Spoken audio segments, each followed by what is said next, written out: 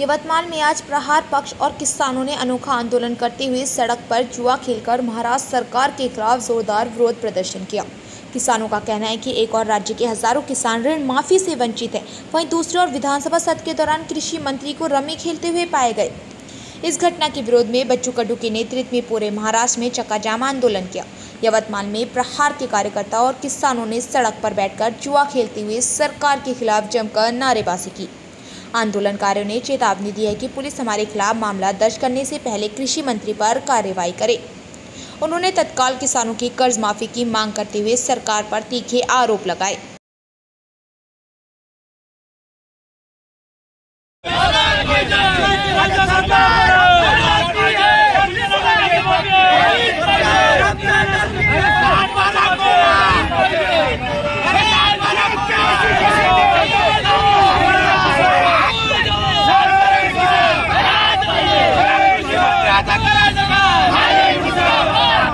कृषी मंत्र्याचं करा आलाच पाहिजे, आलाच पाहिजे या सरकार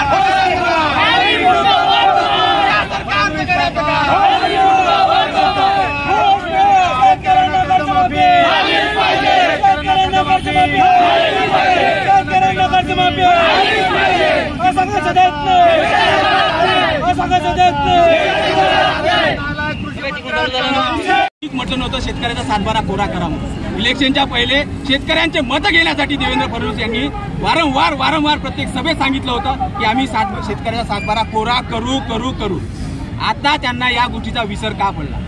हे सरकार फक्त उद्योगपतीचं सरकार राहिलेलं आहे का? गरीब कष्टकरी शेतकरी मजुराचं हे सरकार नाही आहे का? आताच होऊ घातलेल्या आताच झालेल्या पावसाळी अधिवेशनात कोणत्याही प्रकारचा शेतकऱ्याबद्दलचा विचार या सरकारने केलेला नाही। समिती तयार करण्यात आली, परंतु ही समिती ही उपाययोजनेसाठी आहे का शेतकरी कर्जमाफीसाठी आहे हे अद्यापर्यंत त्यांनी स्पष्ट केलेलं नाही आहे। आणि समितीचा रिझल्ट समिती किती तारखेपर्यंत कोणत्या तारखेपर्यंत शेतकऱ्याची कर्जमाफी करेल हे अजूनपर्यंत त्यांनी सांगितलेलं नाही। हा आमचा चक्काजाम तो पूर्ण महाराष्ट्रभर शेतकऱ्यांनी स्वतःहून केलेला आहे। शेतकरी यामध्ये स्वतःहून सहभागी झालेले आहे। शेतकऱ्याच्या मनातला जो आक्रोश आहे तो शेतकरी रस्त्यावर उतरून दाखवत आहे। हाच आक्रोश जर सरकारने कर्जमाफी केली नाही, हाच आक्रोश तुम्हाला येणाऱ्या स्थानिक स्वराज्य संस्थेच्या निवडणुकामध्ये पाहायला मिळेल। आणि संपूर्ण स्थानिक स्वराज्य संस्था जिल्हा परिषद असो, पंचायत समिती असो, ग्रामपंचायत असो, नगर परिषद असो, या पूर्णतः शेतकऱ्याच्या हातात राहील, शेतकऱ्याच्या हातात राहिल्याशिवाय राहणार।